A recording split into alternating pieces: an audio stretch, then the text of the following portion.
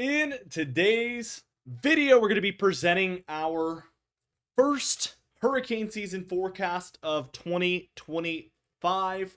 We may need to update this within the next month and a half, but we may not. So I call it my first, but it might be the official one for all we know. And we're going to be going over the temperatures, the sea surface temperatures, kind of the differences between El Nino, La Nina, and where we stand. Also, the development chances because of everything that we talk about today, and then the overall forecast at the end. So let's dive into things. And I always like to start these out this way. We are going to start out by discussing the different regions that I'm going to be referring to today, some of which you obviously probably know, some of which you may not have heard of. So the first one we'll go over is the Gulf. You know where that is. Let's not even talk about it. Caribbean. We have it split into Caribbean and Southern Caribbean. Those are two very different areas when we're talking about the hurricane season, because the Caribbean is typically very favorable for tropical activity. The Southern Caribbean, on the other hand, is usually a very unfavorable place for these storms to head, and oftentimes they actually break up when they head into this area. So it's a very different story if you're in the Northern Caribbean or Southern Caribbean as far as tropical activity goes. Obviously, the East Coast is the area off the East Coast. And then we have that big out to sea area, which is kind of everything out there in the middle of nowhere. And Bermuda's out there, so typically everything to the east of Bermuda is what we'd consider to be out to sea. OTS for short, you might see it referred to as sometimes. And then we have that big green area, which, believe it or not, is actually the most important area of the entire forecast, which is the main development region, oftentimes referred to as MDR for short. And this MDR area is basically off this west coast of Africa. A lot of times we get these tropical cyclones, these storm systems that move through Africa and offshore here, and then they really start to get their steam together. They can develop even into really strong hurricanes before they either, again, arrive at the Southern Caribbean and usually struggle if they do so. They might go into the Caribbean, and it depends on the land interactions, but a lot of times they do flourish in this area. From there, they either head into the Gulf or up the East Coast or out to sea. There's a lot of different variables when they head into the Caribbean. It's oftentimes a very difficult area to forecast. There is another option. Well, there's two actually that I didn't discuss. One is that it just breaks up over this area and doesn't end up going anywhere. The other one is that actually they can curve early out to sea here. A lot of times they actually can turn into really strong hurricanes out there in the middle of the Atlantic, and that's really my favorite type of storm because they're really cool to look at and they don't really hurt very many people or hurt any properties. So they are just purely storms that weather nerds like me can just be kind of excited about without much in the way of impacts, which is always cool. So just wanted to kind of go over those basics with you guys first. Let's talk about the temperatures of the sea surface. And again, this isn't the air temperatures, this is the surface of the sea. And this is mostly based on current data that I looked at, obviously, and have been paying attention to.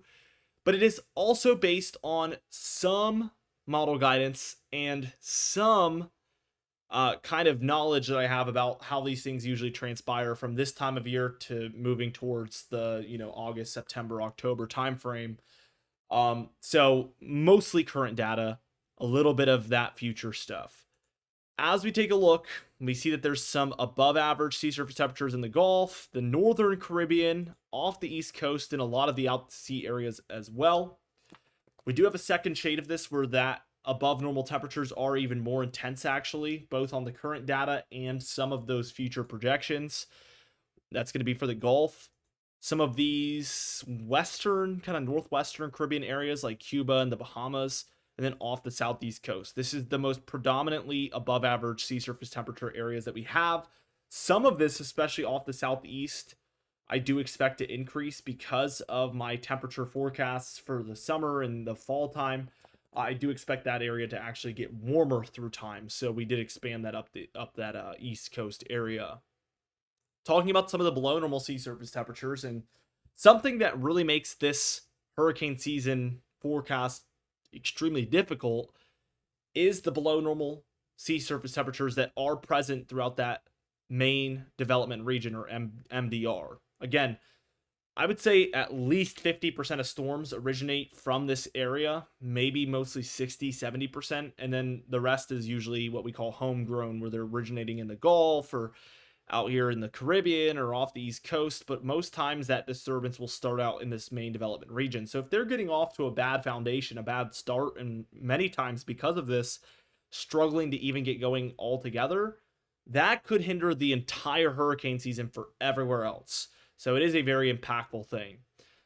We even have a second shade of this, as you're going to see here in a second as this image loads. But we do see there is a darker blue there, and it's in the most critical area of the MDR, the very beginning of it, where we first see these storms move over water. They might not even have a chance to get started from the very first day. So throws a huge wrench in the forecast, makes it very difficult to try to project everything beyond that point. And really, as long as I can remember, as long as I've been making videos, which I've been doing as direct weather for 7 years. If you go to my oldest videos on my channel, there's ones from when I was a kid on this channel talking about these types of things.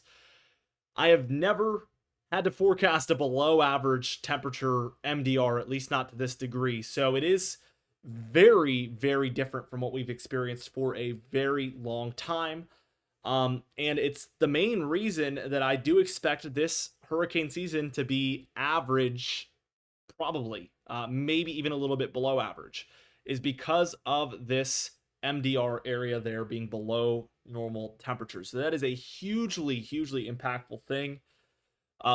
Let's discuss kind of the El Nino and La Nina, where we're at on that, and the different impacts we would see. So first off, we're going to start out with El Nino here. Again, I discuss this every year when we do these videos too, but in an El Nino, we see increased wind shear, which kind of just is different wind speeds at different heights. It's very, very bad for these hurricanes to develop. It hurts development, as I've written there. And that can lead to most El Ninos, almost all of them, being more underwhelming than La Ninas are. Because La Ninas, which we're going to look at here on the other hand, as you can see, is going to be decreased shear, so even less of that going on. Really nothing to hinder the development of these systems. Helps development. Maybe not helps, more so just allows. It's just not going to get in the way, is a great way to look at it. This is going to make this forecast even more confusing and more difficult, but we are kind of dead in the middle of a La Nina and El Nino. We are at what we call neutral ENSO, where we're between the two. So, again, this is another thing where almost every hurricane season I've predicted has been one or the other, and that is one of the strongest anomalies you can use in these seasonal videos, whether it's hurricane season, winter, spring, fall, anything. The number one most decisive thing that I ever use in any of these videos is whether it's a El Nino or La Nina during hurricane season, because it isn't just a sign that things are going to be more active or less active. It's almost certain most times. So when we're dead in the center, that really, really makes our number one tool that we use pretty useless. So just another thing that's making things a little bit difficult here. As we discuss development, it's important to note that I am siding with probably we're going to see not the strongest shear in the world, but not non-existent either. So I am meeting that kind of in the middle. With that in mind, for this main development area, with the below normal temperatures for this main development area, less favorable is pretty obvious for the entire MDR for the most part. The Southern Caribbean there, where we also don't expect above normal temperatures, maybe even below normal temperatures in there, and it's already not favorable, so even less favorable than normal. And we're actually especially confident in that for the areas very close to Africa here, where a lot of these are originating from. Less favorable for development there pretty much throughout the hurricane season. As we take a look at the areas where we think it'll be more favorable, it's also pretty obvious. The Gulf, most of the Caribbean here, the Northern Caribbean that is, and then areas that are out to sea and areas along that eastern area as well are all more favorable for development. I do expect there to be overall above normal sea surface temperatures in there. And that's, for the most part, going to be our main thing that we can even use. I do also expect, this is another factor that we don't really have any maps for here to show today, but we do expect more troughs in the central and eastern states throughout the summer, throughout the fall than what is typical. And a lot of times those can help to kind of pull storms in. So I think that that could be a factor at times. The keyword there is could. They have to line up perfectly, and there's no guarantee that that happens. But if it did, that would create a very bad scenario. We actually are especially confident in this more favorable area, especially when we move into the Gulf, Bahamas, and kind of that East Coast area, because that's where the highest temperature anomalies are at the current moment, and it's not really expected to change too much. With all that being said, let's get into the overall forecast here, where I kind of try to consolidate all of this information. I expect things to be very active in the Gulf. Most of the time, a lot of these storms are going to originate in the Gulf anyway and not come from the main development region. So I think that that is going to lead towards the Gulf being the least impacted area by the main development region being cooler. Very unfavorable in the Southern Caribbean there as well. Again, where it already is very unfavorable, but it's maybe even worse. We're not going to have as many storms coming from the main development region into there. We're also going to see maybe average to below average sea surface temperatures in that area. It's just almost inhospitable for tropical development.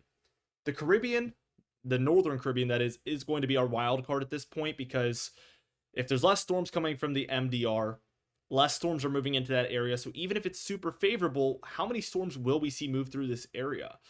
Very, very hard to predict. So it is the wild card. This could be a very hit or miss area where we're going to have to just take it week to week probably and just see what happens. It's going to be very tough to predict this. The one thing that can make all of this much easier is if we see decisive warming in the MDR ahead of time. That would make the forecast much easier to just say it's going to be probably very active. But of course, that's bad news and we don't want that. So we would almost rather it just be left as uncertain at this point. I think there's a higher chance of storms overall for this eastern area, the above normal sea surface temperatures in there. I really, really feel like everything is setting up for a higher, just very hospitable area, kind of the opposite of the Southern Caribbean, where this area is more hospitable for tropical systems this time of year. We can imagine the jet stream, again, if we do get a trough matched up in the east, especially if it's a very well offshore one, the jet stream is going to be moving northward throughout this area. If there's any sort of activity, let's say in the Gulf that wants to meander on into here, if there's any activity in the Caribbean that wants to meander in, or maybe even some coming from the MDR into that area, I think that overall there's just a lot of arrows, as you can see, pointing towards this area where there's a lot of options and ways that storms can move in, especially if we have any troughing, not to mention above normal sea surface temperatures in this area. Just is going to lead towards a larger chance of seeing some sort of East Coast impacts. But it's important to note that the East Coast is not like the Gulf Coast or like the Caribbean. It's not every year. Even in super active hurricane seasons, we might get none along the East Coast, and we might see a quieter hurricane season where we do see storms hit. It isn't like a hurricane magnet or tropical system magnet, and there is no guarantee regardless of anything. It's just a higher chance. It's very, very important to note. With all that being said, be sure to subscribe. We upload every single day. You can even hit the bell icon for daily notifications when we upload so you never miss one. Be sure to like the video if you did enjoy it. Leave a comment down below, and I'll see you guys in the next video.